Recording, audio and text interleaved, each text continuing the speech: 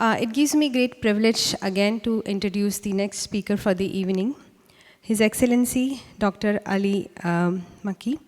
He'll be speaking to us on the logistics and trade facilitation and SEPA agreement.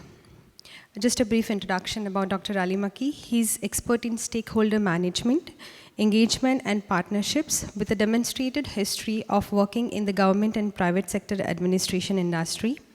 He's skilled in management, strategic planning, stakeholder management, stakeholder engagement, restructuring organization, managing partnership, and marketing.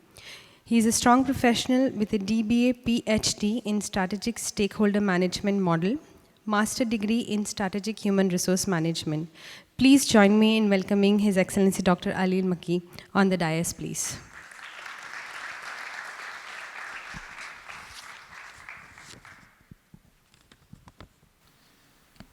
Assalamu alaikum.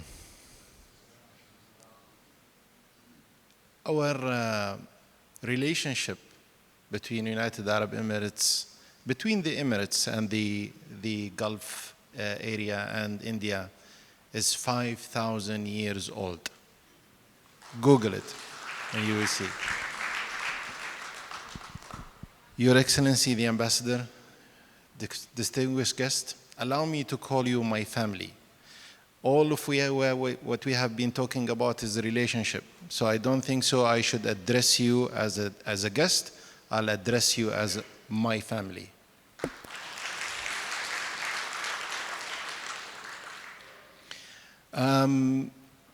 Before I came and preparing for my speech, I had so many things I wanted to say. But His Excellency, the Ambassador, took them all. And then my colleague, His Excellency Harib, took the rest of the dessert. So I hope I'll make it very short, very quick, because I cannot compete with the two giant speakers. And I'll try to be fast.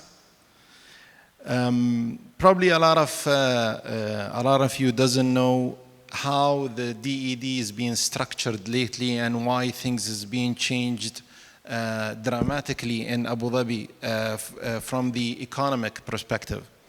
And if you look at the organization, and this is under the supervision and the chair of His Excellency Muhammad al-Sharafa, he changed the structure of DED to look differently than the normal any economic developments before. And then you can see the difference of sectors within DED. COAD, the competitiveness, IDB, Industrial Bureau, and then the logistics, which is, I will be explaining a little bit about it today, and then you will see the rest, which is, and also ADRO, which His Excellency Harib gave you a brief about it. The LTFS, which is the Logistics and Trade Facilitation, their mandate is to create a single window of a platform for trading, which is the ATLP. We will be giving you more details about. To look at the competitiveness side from time and cost, transparency in terms of policy and procedures, improve the trade capacity by supporting the trader and exporter, and then look at the global ranking of Abu Dhabi and try to increase the global ranking of Abu Dhabi. To the right side, you would see the ecosystem of the trade facilitation in Abu Dhabi and how we are connected with all government entities, semi-government, private sectors that are related to trade under the platform that we are trying to achieve, which we did, and then later on you will see the numbers and the changes. Managing this ecosystem is not easy, but we've tried to make it as easy as it is by putting so many governance model within it. So you will see the logistics committee where we gathered every month, every 2 months with all of the main players in Abu Dhabi to facilitate and ease the doing business for the traders. The ATLP, which I will come to it later, and by the way, this is one of the projects that The delegation of UAE, who's going next week, which His Excellency we're referring to, are going to discuss one of those projects. Improving transparency, as mentioned before, in terms of time and cost, and I will address 3 main projects that we have done. A world class of infrastructure, and I'm sure when I've met so many people here, they were saying we are here for 50 years, 60 years. Definitely you know the infrastructure better than everybody else. And we are increasing the relationship by signing up bilateral agreements, CEPA, joint committees, etc., and monitoring the performance. When we talk about the ATLP, which is digitizing the trade and the trade platform in Abu Dhabi, I'm not going to say this is one of its kind, but why do countries today are trying to achieve such platforms? Because 15% of the value are lost in trade, and that's about $4 trillion per year are lost because they don't have a platform, or there is no such a platform exists somewhere else. There are, but in general, when you don't digitize the trade, that's the loss. We've been mandated in 2020 to establish the ATLP, and it's developed by and operated by Maqta, which is one of ADQ private companies, supervised by Department of Economic. Today we've 100% and we are number 1 functionality. We have over 800 plus services, 97% satisfaction on customer, huge reduction in time and cost, 90% adoption compared to other platforms related to trade, 90 million digital transaction, 12,000 users, over 1,600 training courses. We are expecting, by developing such a platform, that we will achieve 12 billion in terms of cost saving, 127 billion in terms of impact on GDP, and increase 142 billion in terms of import and 100 plus in terms of export. These are the numbers that attracts other countries that they wanted to do the single window, and because of the relationship, we chose India to be one of them.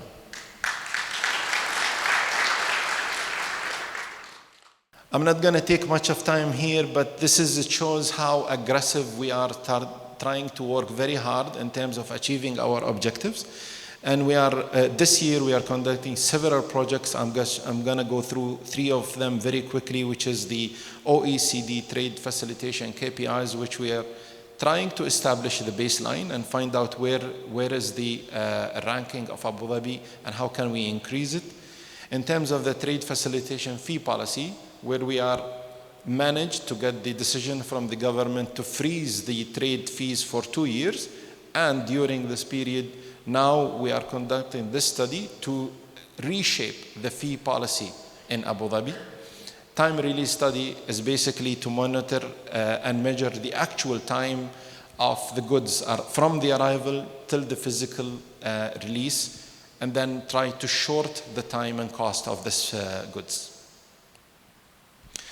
Again, if I'm doing this presentations to the other clubs or chapters, probably I will spend a lot of time, but my family knows the infrastructure in Abu Dhabi, Port Khalifa, the network, the economic zone, and the Abu Dhabi airport. I think you know them very well. And I'm sure 70–80% is being built while you are supporting us. From the export capacity and the trade support, I would mention the Abu Dhabi Export Gateway. That's a platform owned by DED, and it sits in the ATLP platform that support all of the exporters to find out about the market between Abu Dhabi and other countries. There are over 100 products, 62 markets, several things to mention. We are almost finalizing our export growth roadmap which we will focus on 4 waves, but mainly 2 sectors for the next 2 years, which is pharmaceutical and F&B.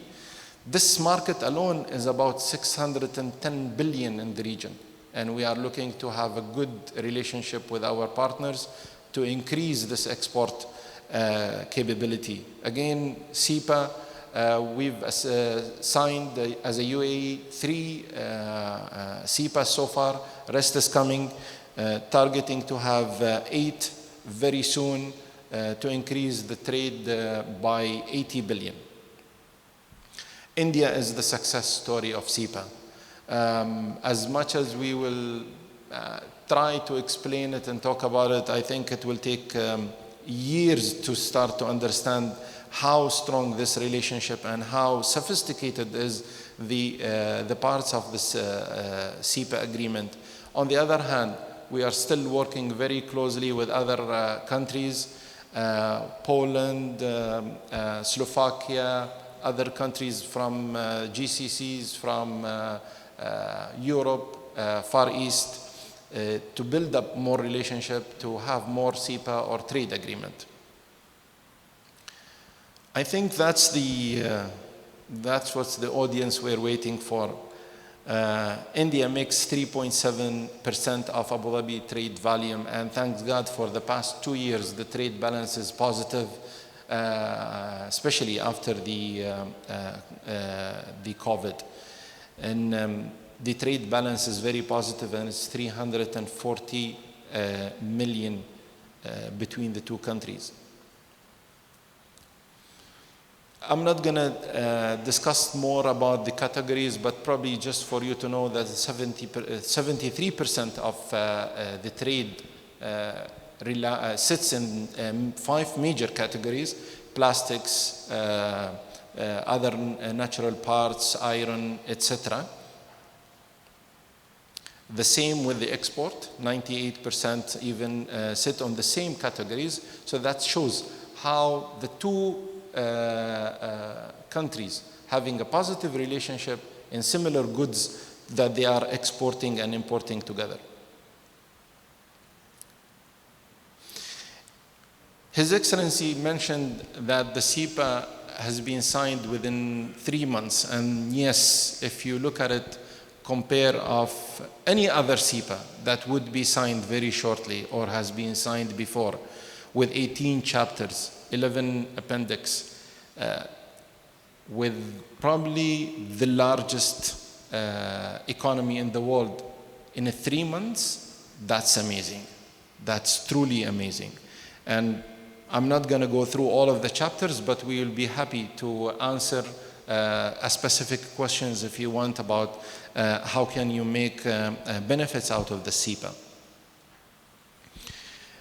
The main benefits that what we see and when we analyze the SEPA is to simplify the customs, lower the tariff, government procurements, clear transparency and rules on trade, enhance the market access, greater information and guidance on SMEs. His Excellency already mentioned on the first half, we've reached already the 40 billion and we are expecting to reach 90 billion by the end of the year. And that's how SEPA is trying to achieve in a very short time period. From our side, as a DED, our role is to participate in the SEPA in terms of negotiation. We coordinate with the Ministry of Economy to obtain the agreement and then holding a promotional workshop. The first workshop we have done 2 months ago, and I think there is another one is planned to be in end of October, by November also. The most sectors that will be impacted from the UAE side, the goods and the services. Those are the sectors in front of you, but we can name them: water, communication, healthcare, real estates. All of those sectors, we believe that they will be impacted positively from the SEPA agreement. Again, I'm not going to go through all of the information and the details, but from the product sides, you can see that all of the changes looks positive. From the services side, probably one of them is a little bit going to be negative, but the rest is all positive.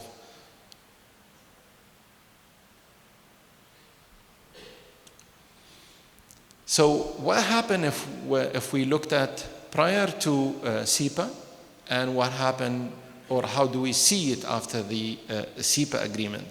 So just to explain it in a summary, prior to the SEPA, if you look at the top left chart, 87% of the goods have 5%, which is the custom duty that is applied on India product.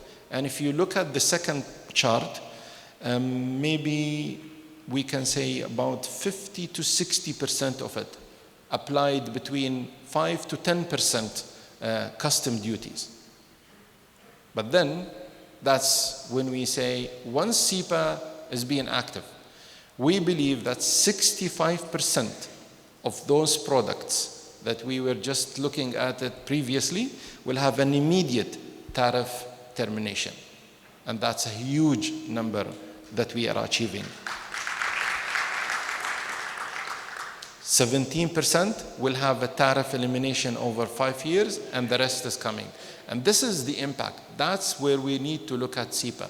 SEPA is supporting both countries, eliminating the procedures, being transparent, eliminating the tariff, and increase the trade by trusting both systems together.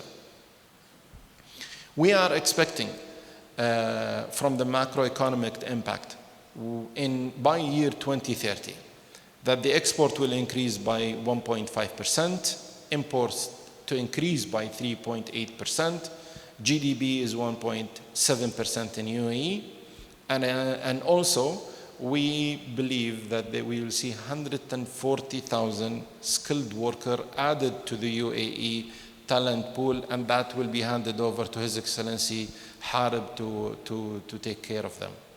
From the economic part, from the India side, again, all of the numbers looks promises, 0.5% in export, 1.2% in import, and increase in 0.4% in GDP, that's $17 billion US.